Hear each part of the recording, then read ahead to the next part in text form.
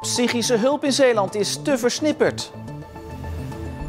Het is woensdag 4 december. Dit is Zeeland Nu.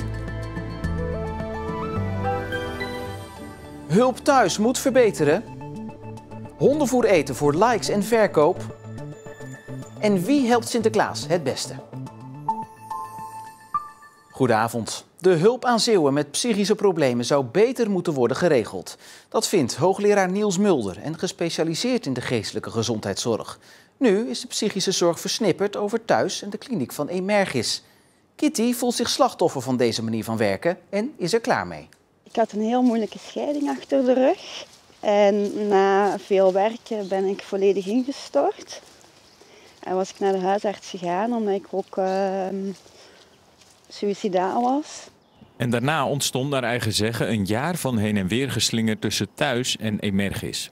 Als het echt mis dreigde te gaan, werd Kitty opgenomen. Ging het volgens de behandelaars weer wat beter, ging ze naar huis en kreeg daar psychische hulp. Ging het daar weer bijna mis, eindigde ze weer in Kloetingen. Het is hoe het praktisch overal in Nederland werkt als gevolg van een fikse bezuiniging. 3 jaar geleden veranderde de zorg voor psychiatrie in Zeeland drastisch. De ziekenhuizen van Terneuzen en Vlissingen sloten hun afdelingen. Dat betekent dat je sindsdien eigenlijk alleen nog maar terecht kan in Emergis voor opname. Of thuis, met een thuishulpteam. Dat speciale zorgteam heet het Intensive Home Treatment Team, kortweg IHT-team. Dat komt 6 weken lang, elke dag langs en kijkt hoe het gaat en wat er nodig is. Kitty miste in dat team vaste gezichten en daardoor een duidelijk behandelplan. Bij het IHT-team... Dat is een speciale team dat dan bij jou thuis komt, hè? Zie je elke dag iemand anders. En ieder heeft ook wel zijn mening. Maar er wordt niet samen rond tafel gezeten en gekeken van... Wat kan er voor jou helpend zijn? Ook hulp van vrienden en familie is een belangrijk onderdeel van het herstel thuis. En juist dat vindt ze lastig. Ik word momenteel omringd door vooral vrienden. En ik vind het niet hun taak om ervoor te zorgen dat ik mezelf iets aandoe. Ja. En die last komt er dan nog eens extra bij. Er zijn in Zeeland en daarbuiten veel soortgelijke verhalen als die van Kitty te vinden, zegt hoogleraar Niels Mulder. Vooropgesteld, hij is voorstander van psychische hulp thuis, maar regel het dan wel goed. Het is niet alleen een taak van de GGZ, dat is ook een hele belangrijke. Dat wordt nu wel vaak zo gezegd, de GGZ moet het doen. Maar het is ook een taak van de gemeente om met de sociale wijkteams, zoals we dat dan noemen, de teams vanuit de gemeente, om ook aan te haken bij de hulp aan deze mensen die uit de kliniek komen. Want ze hebben vaak ook die problemen met eenzaamheid en maatschappelijke problemen zijn niet per se alleen maar het probleem van de geestelijke gezondheidszorg, dat je het samen doet. En eigenlijk als je dan kijkt hoeveel mensen er in een wijk actief zijn, dan valt dat in de praktijk nog best wel mee als je de juiste mensen op de juiste plek bij elkaar kunt brengen en de hulpverlening zo min mogelijk versnippert. Kitty wil daar niet op wachten. Ze wil naar België voor hulp. Ik heb nu mijn hoop gevestigd dat ik mijn therapeuten als psychiater kan overtuigen om mij door te verwijzen naar België. En dat ik daar het programma kan volgen met de therapieën die ik nodig heb. Omdat je het in Zeeland niet krijgt. Klopt. En we hebben Emergis om een reactie gevraagd, maar die wil niet reageren op individuele gevallen.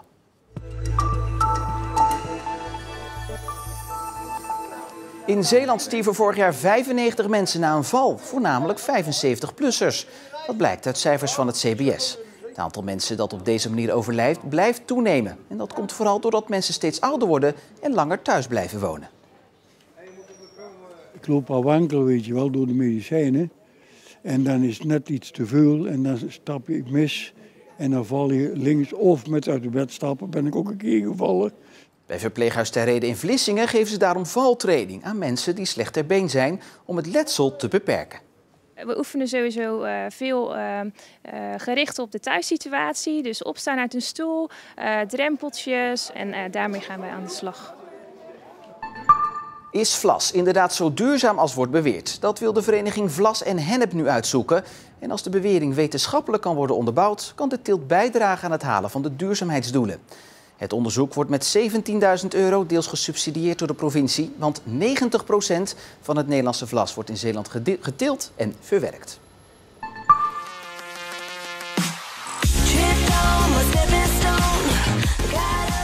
Deze dronevideo van Kitesurfers bij Vrouwenpolder is verkozen tot beste dronevideo nationaal bij de Drone Awards. En de maker, Thomas de Koster uit Middelburg, zag de winst niet aankomen, want hij was al stom verbaasd dat hij überhaupt was genomineerd. De Drone Awards zijn voor de 6e keer uitgereikt en de winnaars worden niet door een jury gekozen, maar door mensen die op een favoriet kunnen stemmen. En een topontmoeting vandaag bij de Omroep, want 6 hulpsinterklaasen kwamen langs om elkaar naar de mijter te steken en te strijden om de titel Beste Hulpsint van Zeeland. En dat ging er serieus aan toe, van cadeaus inpakken tot het paard beklimmen. En kregen we ook een inkijkje in geheimen van sommige Sinten. Maar uiteindelijk ging het maar om één ding, winnen. En dat deed Hulpsint Ree uit Kamperland.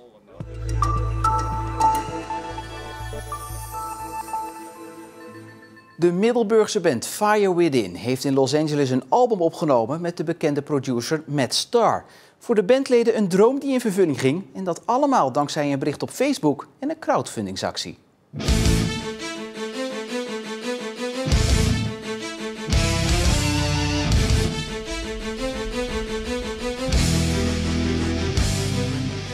We hadden het niet echt serieus genomen in het begin. En nou ja, op de deur van, ik wil met jullie skypen. Oké, nou dat gaan we eens doen. Hè. Op de deur zaten we achter Skype en het was hem. Het was Matt Starr. We zaten echt zo helemaal geschokt van, oh mijn god, het is hem echt.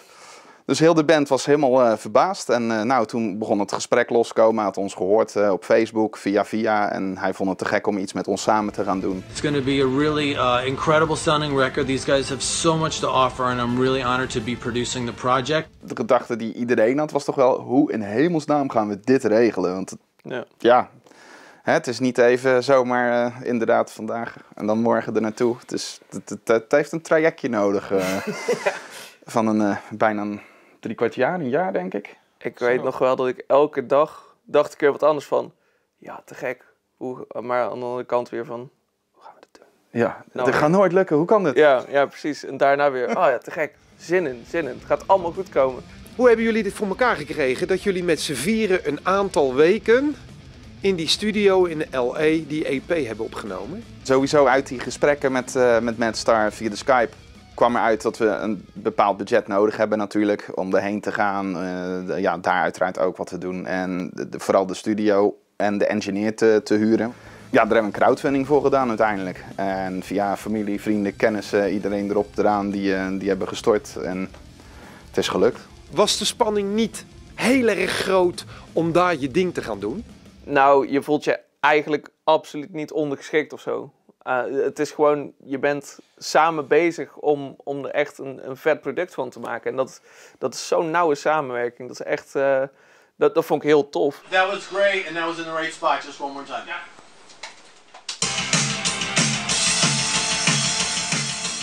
Het zou heel fijn zijn als we met deze nummers bijvoorbeeld bij een platenmaatschappij of een label of zo kunnen aankloppen. Ja, om het verder te gaan uitbouwen. Ja. Dat is uiteindelijk gewoon.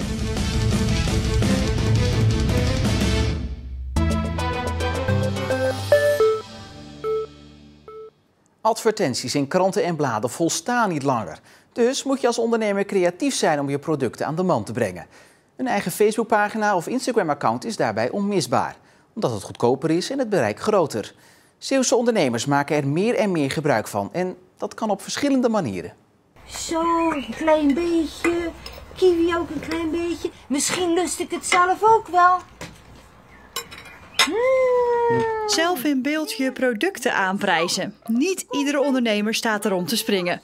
Maar Ellie Bolle van een planten- en dierenwinkel in Zierikzee doet het op een ludieke manier. Ja, dat vind ik leuk. Mensen op een humoristische wijze onze spullen aan de man, CQ, vrouw te krijgen.